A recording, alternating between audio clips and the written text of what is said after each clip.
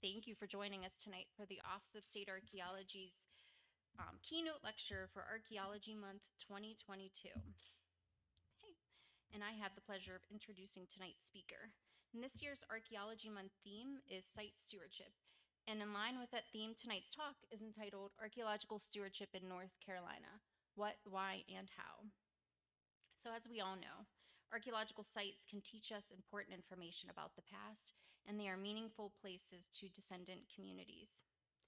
But they are being impacted by destructive forces, both artificial and natural.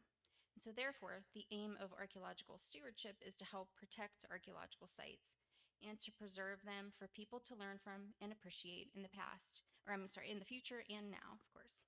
And our presenter tonight is Dr. Randy Daniel. He's professor and chair of the Department of Anthropology at East Carolina University.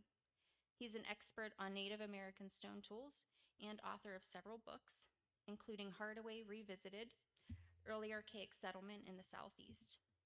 In his latest book, Time, Typology, and Point Traditions in North Carolina Archaeology, Formative Cultures Reconsidered, a must-read for anyone, professionals and avocationals, that are interested in the point types of this region.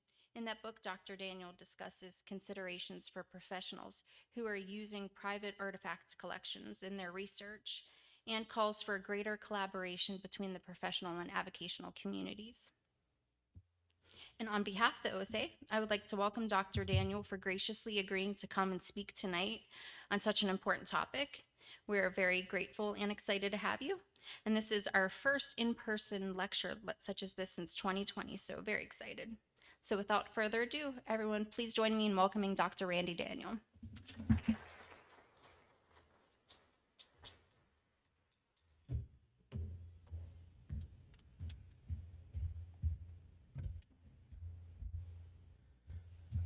Thank you, Lindsay, and thank everybody for being here tonight. And I appreciate the museum offering this auditorium as a great venue for tonight's lecture. So what I'm going to do tonight is talk about stewardship. That's the apparently October. There's more to October than just Halloween, right? There's archaeological stewardship. And so let me begin with a roadmap. A little overview of where we're going tonight. First, I'm going to talk about what is stewardship. I'm going to define stewardship. Then I'm going to say a little bit of why it's important. Why should we care about stewardship, right? But most of my talk is going to be focused on how we can promote it. The good news is that North Carolina has been doing stewardship for quite a while before stewardship became a formal thing, right? To that, we can hopefully talk about sort of ways to move forward to improve the stewardship, right? And that's what the balance of my talk is going to be about. All right, first, what is stewardship? Well, I take my cue from the Society of American Archaeology, the principles of archaeological ethics. As the term implies, the stewards, what's a steward? Steward's a caretaker, an advocate. And what are we caretaking and advocating here? We're, of course, advocating the protection, the preservation, the good interpretation of the archaeological record. Well, what is the archaeological record? It is the material remains of the history of us as a species, right? From our ape-like origins in Africa to the radiation of Homo sapiens into Europe, Asia, and ultimately into the Americas. Of course, North Carolina's portion of that timeline is relatively short, but it is significant nonetheless. Let me note, too, a premise of stewardship here is that the archaeological record is finite. There's it's irreplaceable. No more 10,000-year-old archaeological sites are being created, right? And so that's why we need to be as proactive as possible in terms of protecting sites. We oftentimes archaeologists use the book analogy, right? And if we think of the archaeological record of North Carolina as being a book, and if we assign every site a page, right? The destruction of a page of a site out of that book without the site being properly recorded seriously hampers our ability to understand the book. Hence, it hampers our ability to understand the archaeological record, the full archaeological record of North Carolina. One other point is that you don't have to be a professional to be a steward, a good steward. That's kind of a take-home point here.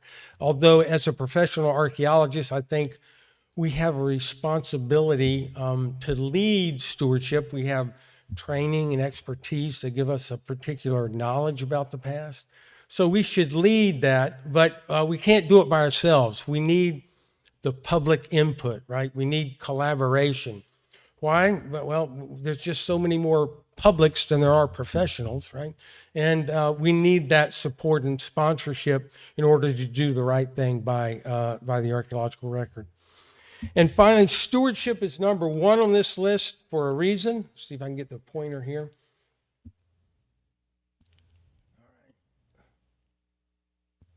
Well, number one, stewardship, right? It's up there for a reason, right? It's the core principle of these archaeological ethics, right? It's the principle by which all the other points are derived: accountability, public education, outreach. All of these principles refer to stewardship at some level, right? They're not possible without a proper care of the archaeological record. Let me, too, address one other thing before we talk more about stewardship per se, and that's sort of an underlying question with respect to stewardship. That is, who owns the past, right? The answer to this question is multifaceted. It's nuanced. There's no absolutes here. So what I've tried to do is address this question in two broad categories. One is the philosophical, and the other is the practical. We'll begin with sort of the philosophical. So a philosophical, one could say, some could argue that nobody owns the past. And in fact, if you believe that the archaeological record exists for the benefit of all people, then one could say, well, nobody owns the past if it benefits, if the purpose is to benefit all people. However, I think I'd rather think of it as that instead of nobody owns the past, I'd rather think of it as we all own the past, right? We all have a shared human history. If we go back to the earliest evolution of the hominids, at some point we all share a past, and so to that extent, we should all be interested in preserving that past. That said, North America is unique in that the archaeological record that we like to deal with was created by the ancestors of some of the Native American communities that exist today, right? So to that extent, Native Americans have a unique claim to the past that's denied those of us who do not have any kind of Native American background. So that brings me to the practical. And so the practically speaks, as the term implies, is to really some legal issues. In fact, the past is owned, right? Museums own the past, right? Museums own the past. They have artifacts in them, right? Those are real artifacts from a real past, and they have them, right?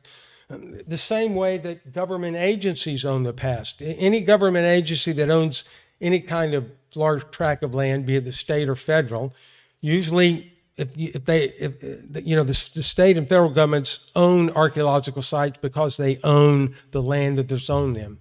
Now, they have a special obligation in this case because they have to account for them. They're responsible in terms of some of the historic preservation laws that exist with regard to managing those sites. So they manage them for the public at large, like museums display artifacts for the public at large. So to that practical extent, the past is owned. In a similar manner, some private landowners own the past, right? If the farmers or anybody who owns large tracts of land, they may own an archaeological site. And so due to the legal nature of our society, due to laws of land ownership, for the most part, if a person owns property, they can do whatever they want with it. I've never met a farmer yet who didn't believe he couldn't pick up a rock on his field, right? In that sense, private individuals can own land. What I try to do in these cases is that qualify that in saying, I would ask landowners to think of this as not as a right, but as a privilege. And with that privilege comes responsibilities, right? And that responsibility is to do the right thing, be a good steward with respect to that site. So all of these answers are equally right? And so there is, it's a nuanced answer. And so we have to just embrace the ambiguity here in the sense that there's different levels of ownership, different types of ownership. But I hope that we can all work together, at some level to do what's right by the archaeological record. All right, that brings me, so if we define stewardship, that raises the question, why is stewardship important, right? Well, the short answer is because the public says so, right? All right. And I refer here to in 2018, the Society for American Archaeology did a poll on public perceptions of archaeology. And I got to say, you love us, right? Look at those numbers, right? Who wouldn't take those numbers to the bank, right? 93% of Americans say that the work of archaeologists is important. I'll repeat that, 93%, right? 87% say that students should learn more about archaeology in school. Gotta love that, right? So what I'm doing here is I'm using the perception of archaeology as kind of a proxy for stewardship. I'm assuming that if people like sort of archaeology, they're going to like stewardship. So this is good news for archaeologists. I do have to say, however, in all honesty, I was troubled by this one statistic here. Whoops. Right here, see this? Dinosaurs, right? And so this is the response here, right? What do Americans say archaeologists study? 54% said dinosaurs, right? Right. Well, I don't have to, I suspect if you're here tonight, I don't have to tell you, the difference between paleontology and archaeology, right? And so no disrespect to my paleontological colleagues. I stand in awe of a dinosaur skeleton, just like anybody else. Dinosaurs are cool. I just don't do archaeology. But I'm reminded, this is a reminder that, there's still work to do here. And in fact, this point, whenever I get sort of the idea that archaeology is equated to dinosaurs, I'm reminded of a conversation I had with my son many years ago. I have 3 adult children now, and this was back when my kids were in elementary school. I came home from work one day, and my son came running up to me and was kind of agitated, and he had this it was a kind of a newsletter in his hand. And we used to call them weekly readers. It's a science newsletter that the schools give out. And he pointed to an article, the headline which read, "Archaeologists dig up a new species of dinosaur." And my son, he was pretty young in elementary school. He said, Dad, they got this wrong. How did they get this wrong? You're an archaeologist, but you don't dig up dinosaurs. I said, "You go, boy." He got a little extra dessert that night, right? And so this is kind of it's still a battle. We've got to get our ologies right. In fact, later that evening, I sat down and sent an email to the editor of that letter and saying if they were going to, send out newsletters to school, they need to get their ologies correct, right? All right. So so how do we promote stewardship in North Carolina? I'll give you some examples of some great examples of things that have happened in terms of promoting archaeology in a minute. But I want to talk a little bit about how we go about this. And in part, how we promote stewardship depends upon who we are promoting it to. And so I'll just talk here on the left. Again, these are the archaeological principles. I'll just briefly mention two: accountability and then public education, right? And so accountability, what does that mean? Well, it reminds us as archaeologists that we're accountable to the public in general. And there's several publics to archaeology, but the goal here in accountability is to create relationships with non-professionals in a way that is, produces stewardship, right? In part, how we do that is through public education and outreach, not unlike what I'm trying to do tonight, right? So the aim of improving the stewardship, preserving archaeological sites, protecting them, and the interpretation, I haven't said anything about interpretation, but we know that we have to separate. There's a lot of false information out there, right? We got to separate sense from nonsense. We all know that aliens didn't build the pyramids of ancient Egypt, right? All right. So, but there's still work to be done in terms of good interpretation of the archaeological record. I just needed to throw that out there too, right? And so, as a profession, we can't just keep in our offices our ivory tower. We have to make real efforts to work with the various publics of archaeology. And I've identified sort of three over in the rings here in the right-hand slide. The goal here is that center sweet spot to stewardship, right? So first, let me briefly define these categories, and then I'll talk some specific examples. So the general public. Well, the general public is essentially, I consider this group for the most part is just consumers of archaeological knowledge, right? They'll go to museums, they'll read popular books, right? They'll watch the History Channel. They have a genuine interest in the past, but otherwise they really don't have a real impact on the archaeological record one way or the other.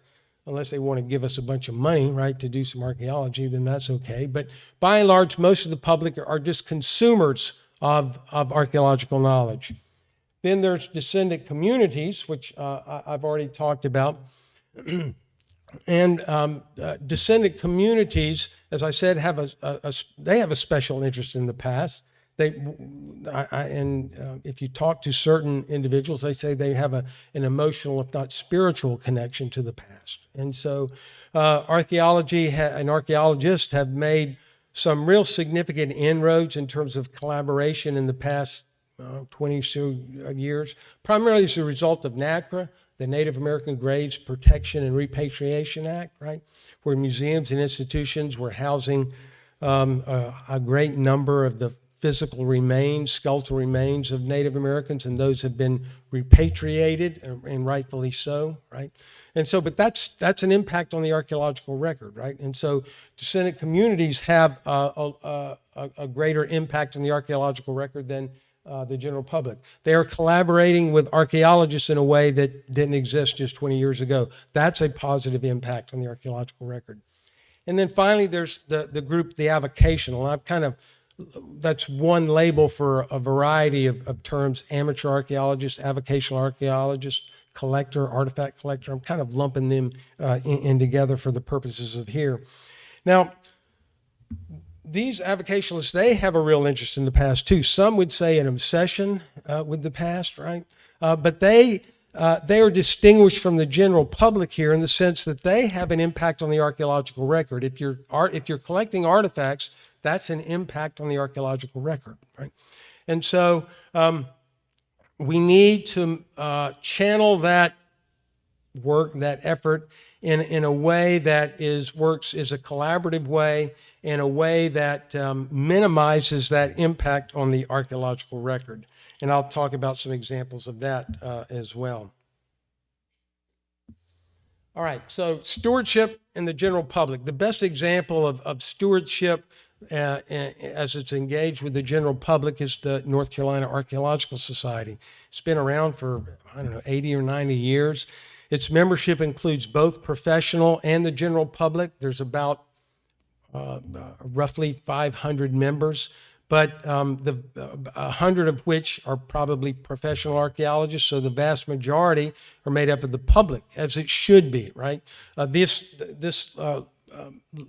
outlines sort of the goals of the society. And this is, I think, the oldest case and longest enduring case of good stewardship that exists between professionals and the public. And so if you are not a member of the North Carolina Archaeological Society, right, I would encourage you to be one. That's your first act of stewardship, right, to join the society. So what are the benefits? What do you get out of it? Well, one, you get an annual publication on North Carolina archaeology. There are newsletters that come out sort of seasonally. There are a couple of meetings. In fact, we just finished up the fall meeting at Town Creek this past weekend, right? And the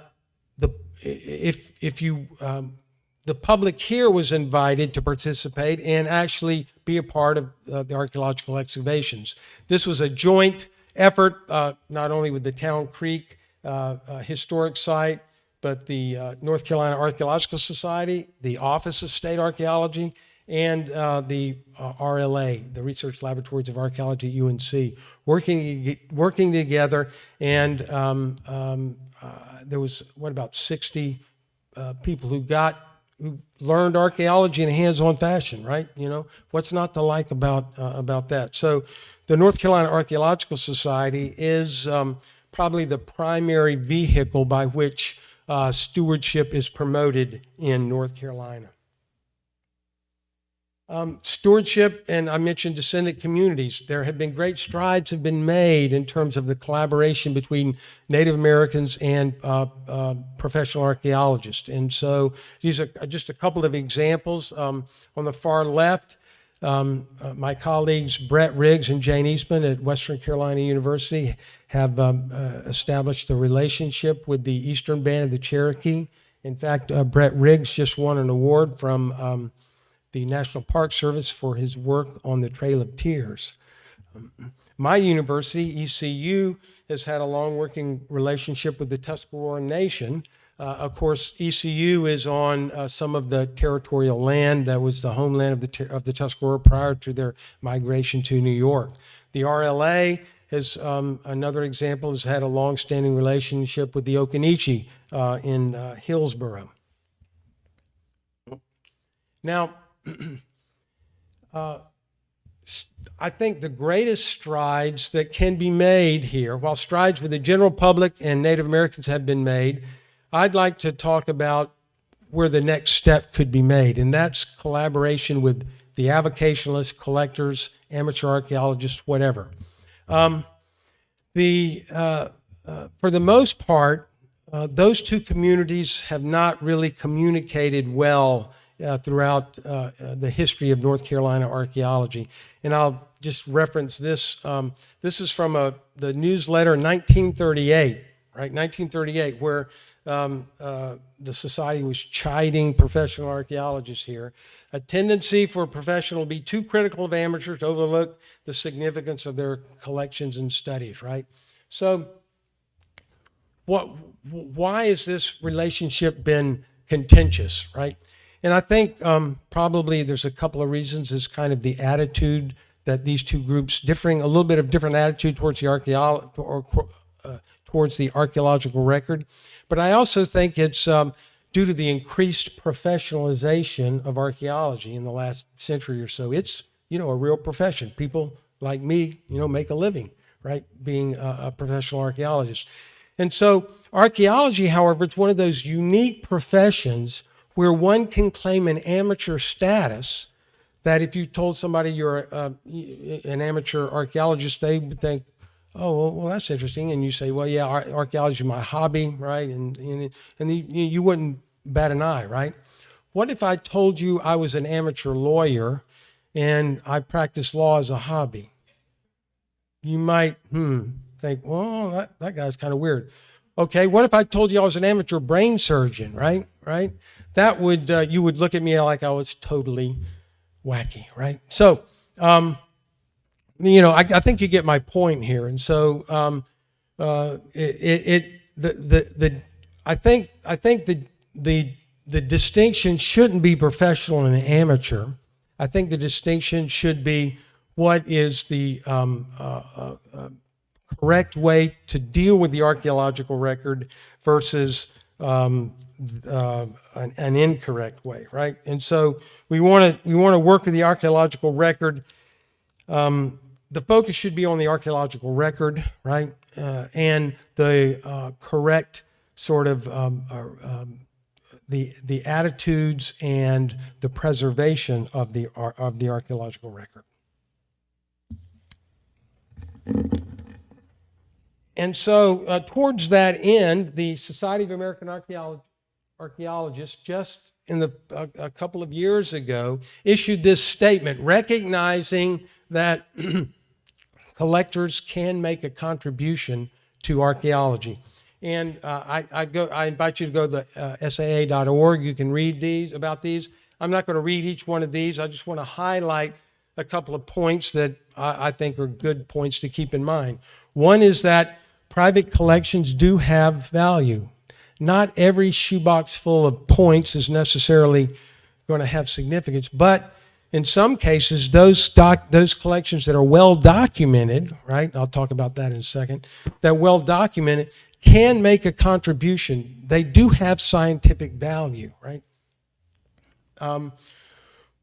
We as professionals need to encourage responsible and responsive stewards. That's an important phrase there.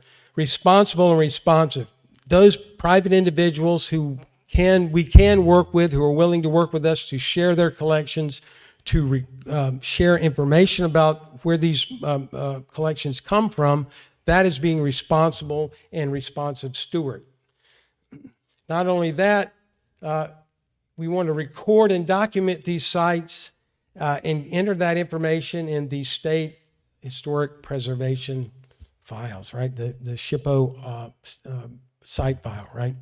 And fortunately, OSA has a way to do that I think is underutilized by the public, and I'll kind of promote that in a second.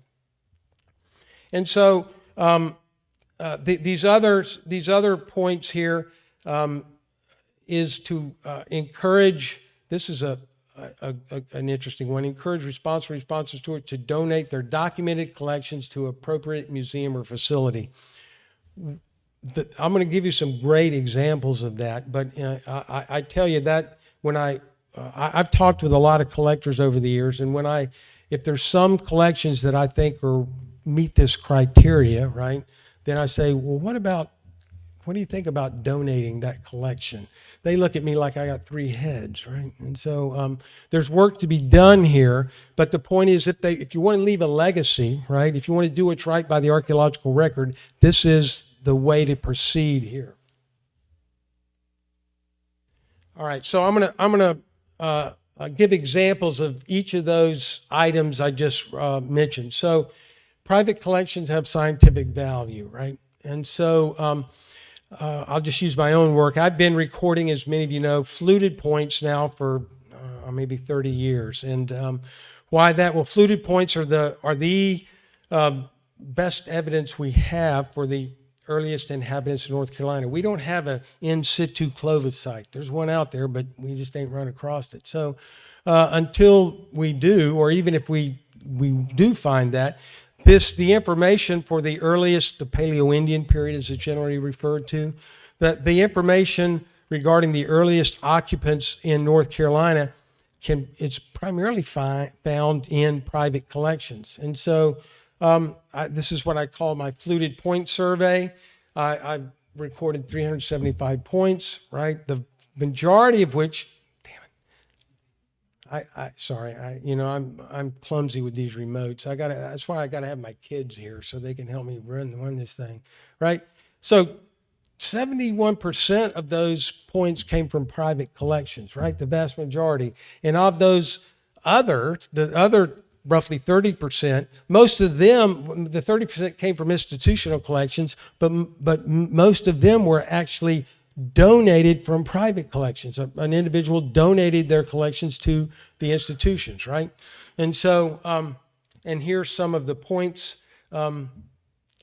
These are sort of Clovis points. Many of you will recognize this. This is out of my latest book. I got to plug my book, right? All right. And so this would not be possible without sort of the collaborative efforts that working with these individuals, right?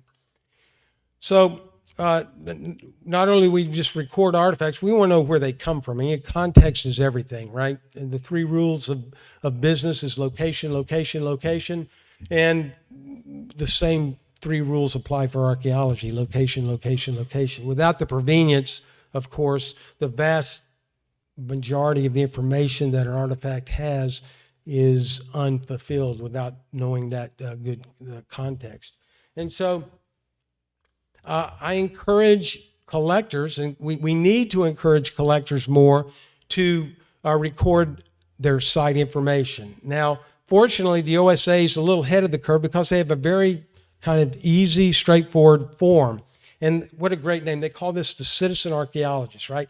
And so we should do away with the avocational collector. We should all those people should be called citizen archaeologists, right? That term is borrowed from the general term of citizen science. And so now various scientists are working with the non-professional, with individuals who volunteer their time with a little bit of training can help provide real data to scientists. And this is the form. Citizen sciences include bees, bird watching, water quality samples, even earthquakes, believe it or not, right? So there's a lot more publics out there than there are professional archaeologists. And so with just a little bit of training, I think we can work with these collectors in a way that benefits both of us, right? And particularly benefits the archaeological record. So right now, this is underutilized. I'm told that the OSA only gets about 15 or 20 of these a year, right? There's 15 or 20 sites a day that should be recorded, right? And so I'm making work for, excuse me, John, but I'm making work for your office here by promoting this. Your office should be inundated with these, right? You should get so many of these forms that you need to hire another archaeologist, right? What's wrong with that, right? Okay. And so this should be sort of a goal here, is to work in a way that we can record this information, create these national databases. That's think about this. If every state did this, right, we could create these national databases. Of course, state lines are arbitrary with respect to the past, right? So they meant nothing. And so we have to think on multi-state levels in order to get a real sense of the distribution of sites across the landscape.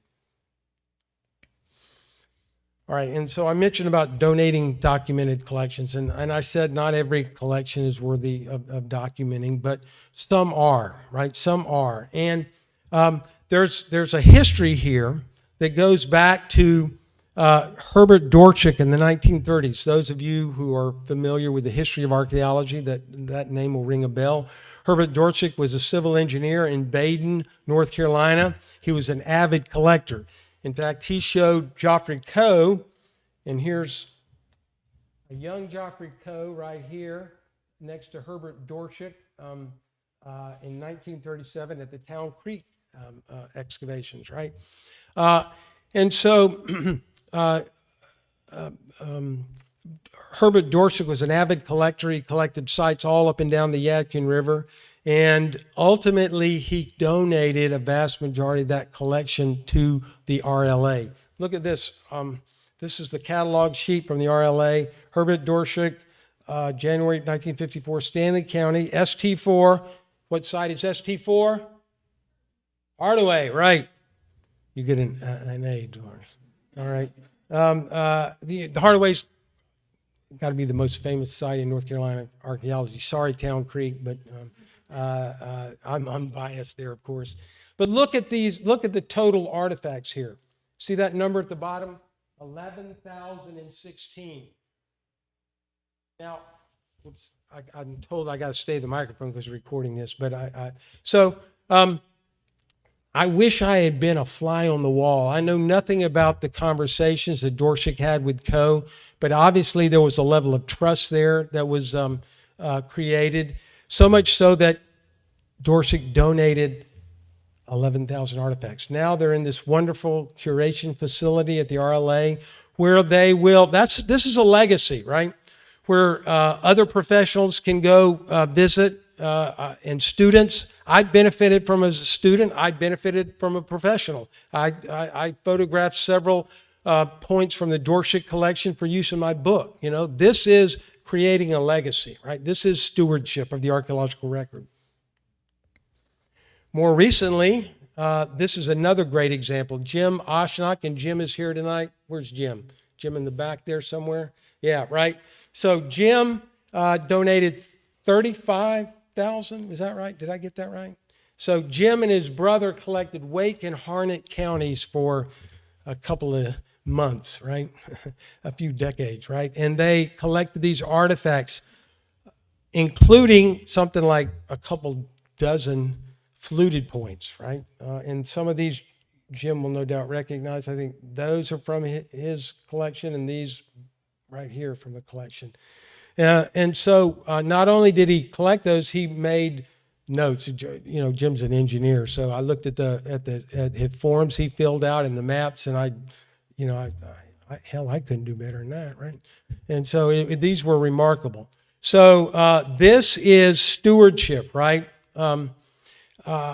Donating these collections. And so, and when I ask individuals about donating their collections, they kind of say, well, why would I want to do that? I've spent all this time and effort in there, and why would I want to give them up, right? Well, this was a Facebook post on a artifact group that I'm a member of, and this is kind of tongue in cheek, but I think this makes a great point, right? Someday we'll all be part of the archaeological record, right? Those rocks outlive you by a long shot, right? Those collections will outlive you by a long shot. I can't tell you of how many stories, instances I've heard of collectors who passed away, and the families don't really care much about the collections. They're divided up, they're sold. A lot of the good stuff is no longer in North Carolina, right? And so that's a travesty for all the time and effort that's been put into this. I encourage collectors like Jim, right, to do the right thing. This is, I think, an important point in terms of stewardship. We should have collections. We should get these collections donated. That so many of these collections donated that we have to build another curation facility, right? We really should. That's a good problem to have. And I know my colleagues are saying, and I can hear them now, Randy, we don't have room for what we've got now. What are we going to do with all these new stuff? I said, I don't care. That's a good problem to have, right? If we're serious about stewardship, right, this is the thing to do. And we get collectors, some of these collectors have deep pockets, right? We'll build a new museum facility to house all these collections, right? Those are just details, right? Okay. I get a little carried away. All right. So here then this encourage organization membership. All right. And so I want you to compare the numbers here. There's about 500 members in the North Carolina Archaeological Society, I said. Can you read that number? This is from a Facebook page I'm a member of. Can you read that number of members? 11.7 thousand, almost 12,000 members on that Facebook page. Why aren't they members of the North Carolina Archaeological Society, right? Hell, if we only got 1% of that 11,000, we could double our membership in the society, right? So this is where the strides can be made. If we want to, make a real impact, right? If we want to push the needle, right? This is where we can do it. All right, so I want to save time for questions here. So let me wrap this up. So conclusions. The archaeological record is finite, right? It's irreplaceable. We've got to be good stewards about it, everybody has some kind of claim to the archaeological record. We as professionals no longer have, necessarily the priority. We do have training and knowledge, expertise that can help lead the way, but we need to work with the public at large in order to do our job better. Stewardship, I think we can move the needle. The greatest strides in stewardship can be made with the avocational community while continuing to work with the general public, while continuing to work with descendant communities. We want to move the needle. We've got to do better with collaborating with responsible and responsive collectors. And finally, I'll leave you with this, right? This is the question that when you walk out the door tonight, this is what you should be thinking about. What will you do to promote stewardship in North Carolina? Thank you very much.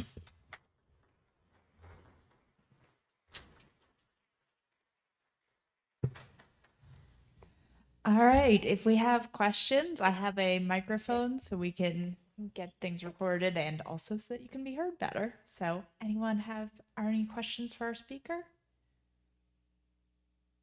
This is like my class at school. So then, what I do at this point, I say, all right, I'm going to start calling on you, right? No questions? Everybody agrees with everything I said?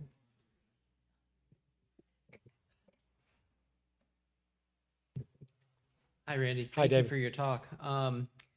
Do you have any strategies for professionals to reach out to the collector community, to the non-professional community, and ways that you found effective to kind of start those discussions and those dialogues? Yeah, that's a good question. I thought this would be one I'd get, and so I can tell you by my own experience. This is something that I do on a case-by-case basis, right, with individuals. And there's kind of a snowball effect, too. You talk to one person, and then they say, well, he's okay. He's not going to steal your sites, right? And that's another misinformation, about record. I should have said this, then I'll get to your question, is one of the misinformations about when I say, you got to record these sites, and then people say, well, no, the state will confiscate my land. They'll throw me in jail, right? I'm sure you all have heard that. That's just not happening, right? It's just not true. So we need to work better to kind of kibosh that kind of notion. All right, so yeah, I've done this on a kind of a case-by-case basis, but what needs to be done, right, is, and I'm great with ideas, and so I'll throw this out. We need to have the society and the council work together to make a concerted effort to reach out to various collector communities. The issue with individual collectors, they're not really organized in a way that the society is organized, right? There's no... and so it has to kind of, there are a few individuals that I think that if they're approached in the right way, that others might follow if we can get them to think about this, right, in the right way.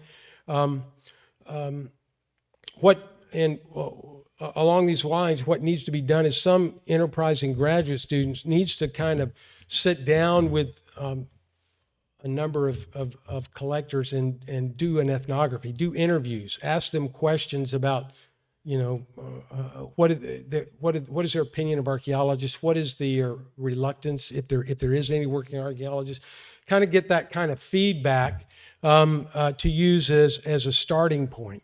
And again, I think the society and the council should come up with some kind of task force here. It's easy for me to throw this out, right? To sit down and think about how we can deliberately approach the communities, to the avocational communities. On this one Facebook page I'm a member of, I tell you, there are collectors out there every day, 365 days a year, right? They're collecting, right? From archaeological sites. How many sites is that? It's got to be hundreds of sites, right? And so what collectors don't realize is they're out there sampling the landscape, right? They're sampling the landscape. Just think of the data, what we could do with that data, right? If we had the locations of those sites and at least pictures of some of the artifacts that they're collecting to give us, sort of some temporal hold to go on with that spatial identification, right? So beyond that, I'm not sure. I do think that the potential is great.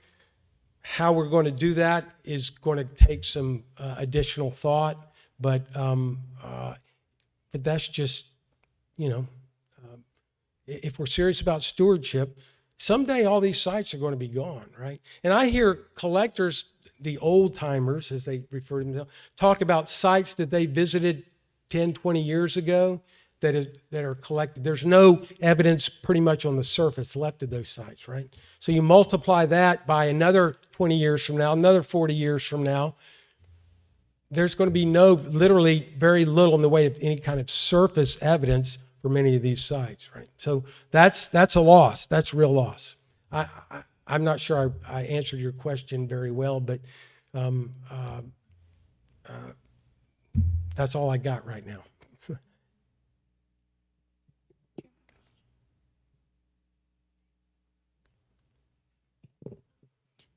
There's.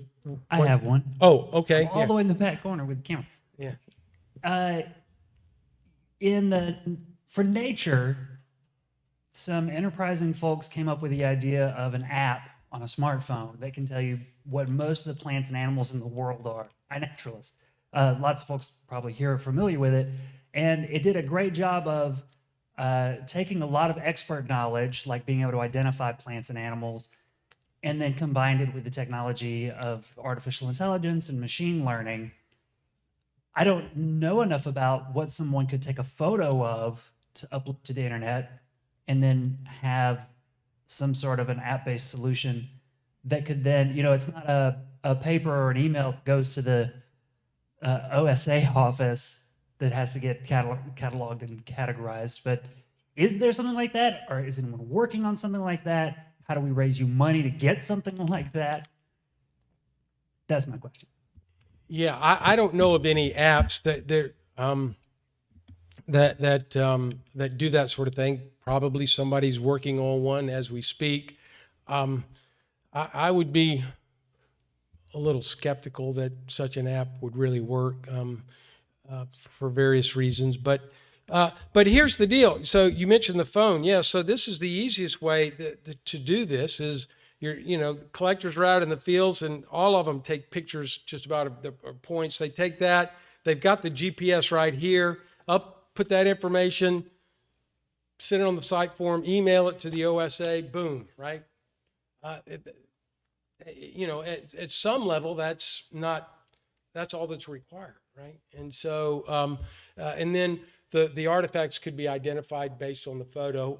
Ideally, ultimately, some of those artifacts would be donated, right, to the OSA or to some curational facility, right? And we'd have that, the actual artifact to go with the other data. So we want to move beyond just artifacts to data, right? If we're interested in learning something about the past, right, again, it's the artifact in its context with all the other presumably artifacts around it, then that becomes data. They're no more, they're not just curios, right? That's real data. There was a question, I thought a hand I saw down here. That's what my students say, right?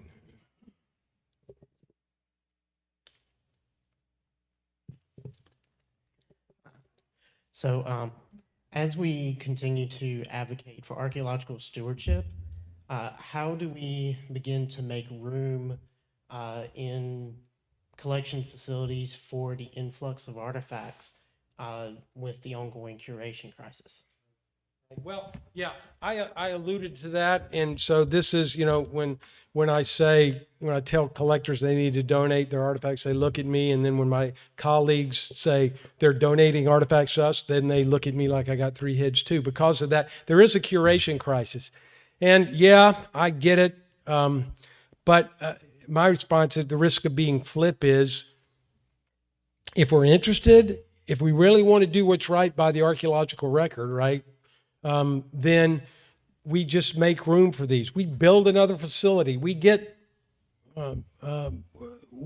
donations. We get money. We build enough facilities to do it. And that's easy for me to say, but otherwise these sites are gone, right? These sites are gone, and because we lack the willpower to store them, that seems to me it's a practical concern. I get it, but it's not a reason not to do it, right? Or at least to try. And that's all I got for that. And I'm not trying to be flip. And I seriously, we're at ECU, we're busting at the seams too, right? So it is a curation crisis, but there's a site crisis out there too that I think trumps that, right? And we gotta work with getting that resolved.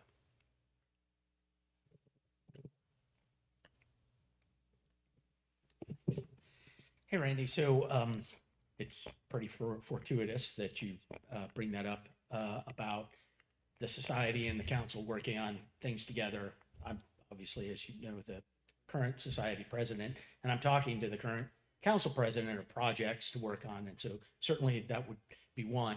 And I remember Lee Abbott, well, before the pandemic, I don't know how many years, it's like BC or antediluvian times, mentioning, talking about citizen archaeology and talking with folks here at the museum about patterning the idea of citizen archaeology after citizen science, some of the programs that they use. So I was just thinking, certainly things like, would it be worth the society and the council putting together workshops on not just how to go through the site forms so that I know that OSA has done an amazing job in making it simple and easy to use, but maybe taking a little less, a little more anxiety out of the equation. We're going to show you how to do this, but maybe even show you how to take proper notes. What kind of information might be worth recording. Things like, pointing users to tools like, we don't have an app that'll identify your artifacts for you, but we are working on an app, say, for metavolcanic stone types, one that will help you figure out what you maybe want to call it. So I guess my question is, do you have a feeling for beyond just, those sorts of things? Are there other kinds of things that you could think of that would be useful for citizen archaeologist projects? Something that maybe we could promote, no matter what archaeological hat we wear.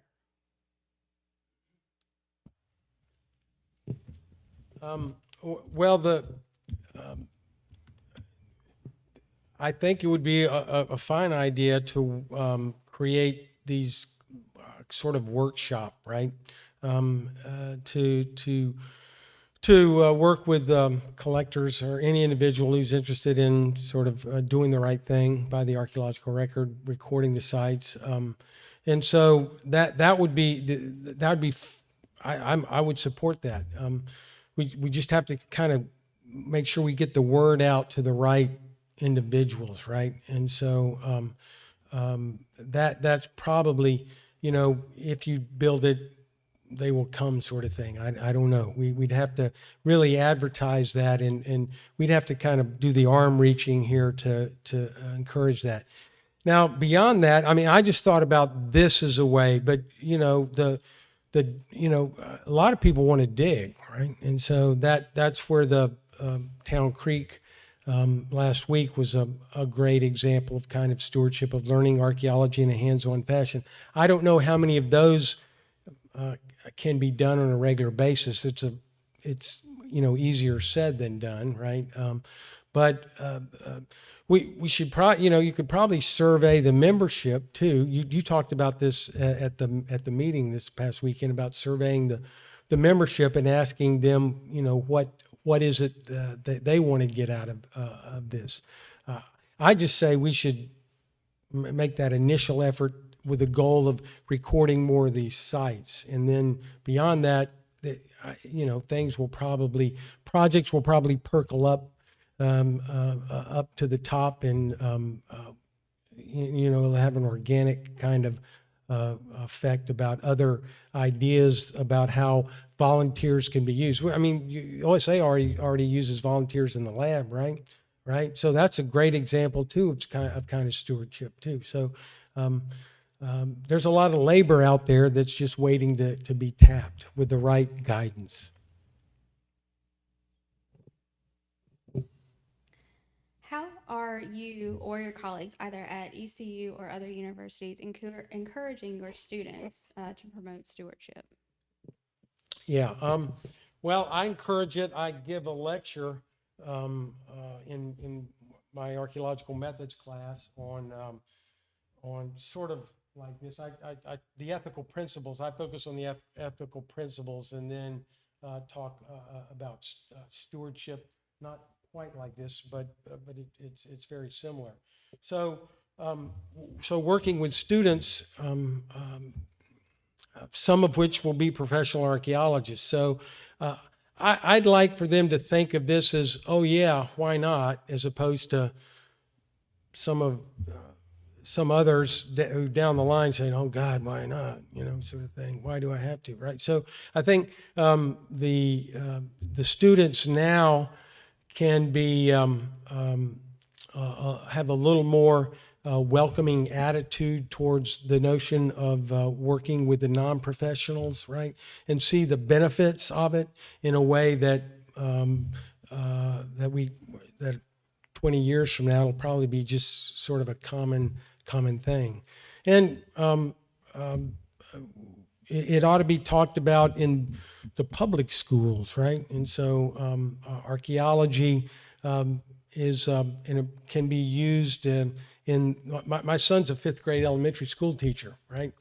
And he knows the difference between archaeology and paleontology, right? And so his students know that difference too. And so he has they have a section on North Carolina history, and he talks about prehistory and archaeology. And so I try to give him some information that can be useful with the idea maybe there's some budding archaeologists in that classroom, right? So the more education we do, the better, because ultimately